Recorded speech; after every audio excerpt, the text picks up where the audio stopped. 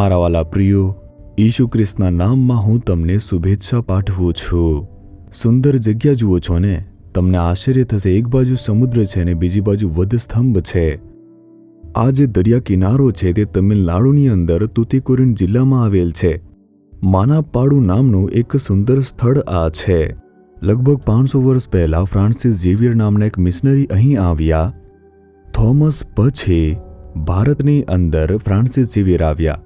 ગોવાથી સમુદ્ર કિનારે કિનારે તે સેવા કરતા કરતા તે સ્થળ પર ઓછામાં ઓછા 500 કલીસિયાને પોતાની સેવકાઈ દરમિયાન પૂર્ણ કરી છે। આટલી કઠિન સેવકાઈ તેમણે કરી છે। ઈસુ ખ્રિસ્ત જે ઉદ્ધારકર્તા છે તેના લહુને જ્યારે જાણશે ત્યારે જ લોકો પાપના બંધનમાંથી છુટકારો પ્રાપ્ત કરશે।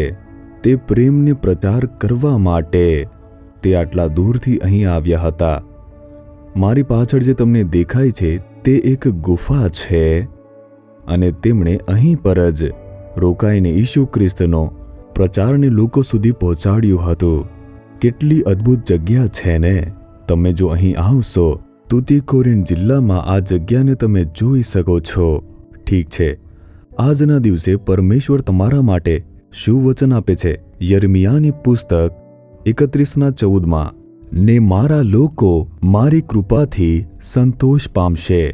પરમેશ્વર કહે છે, મારા લોકો મારી કૃપાથી સંતુષ્ટિ પામશે। પ્રભુ કહે છે, મારા દીકરા, મારી દીકરી, હું તમારા માટે ભલાઈ કરીશ। આજે કઈ ભલાઈ જોઈએ છે? આજે કઈ ભલાઈ માટે તમે લોકો વિચારો છો ને? આજના દિવસે પરમેશ્વર મારા કાર્યની અંદર બધી બાબતોમાં સફળતા આપવી જોઈએ। પ્રભુ કહે છે, મારા બાળકો, મારી કૃપાથી તમે લોકો સંતુષ્ટિ પામશો। ભરપૂર પ્રભુ આશીર્વાદ આપશે, અડધો આશીર્વાદ નહીં। આજના દિવસે પ્રભુ પૂરેપૂરો આશીર્વાદ આપશે। એટલા માટે ઈસુ ખ્રિસ્ત પોતાના જીવનને વધસ્તંભ પર આપ્યું છે, દરેક દુઃખોને સહન કર્યું છે તમારા આશીર્વાદ માટે, આપણી મારી દરેકને આશીર્વાદ માટે।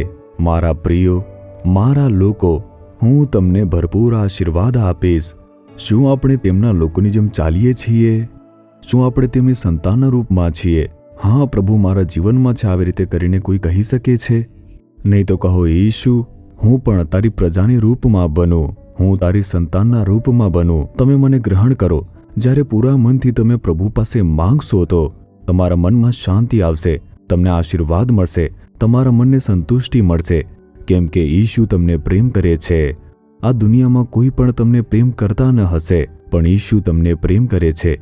મારા પ્રિયો, મારી પ્રજાને હું આશીર્વાદ આપીશ, આવી રીતે પરમેશ્વર કહે છે। તમે મનથી કહો, હું પરમેશ્વરની સંતાન છું, તેમના આશીર્વાદ માટે પ્રાર્થના કરો, પ્રભુ ચોક્કસ તમને આશીષ આપશે। હે મારા પિતા, આ બાળક અને બાળકી માટે પ્રાર્થના કરીએ છીએ। આ તમારા લોકો છે, તમે જ તેમની સૃષ્ટિ કરી છે, તેમના માટે તમે વધસ્તંભ ઉપર પોતાને બલિદાન આપ્યું। તમે આશીષ આપો। આ પ્રાર્થનામાં જે કશું પણ માંગીએ છે, ભરપૂર આશીર્વાદ માટે તમે વાયદો આપ્યો છે, તે વાયદો તેમના જીવનમાં પૂર્ણ થવું જોઈએ। તે આશીર્વાદ તમે આપો પ્રભુ।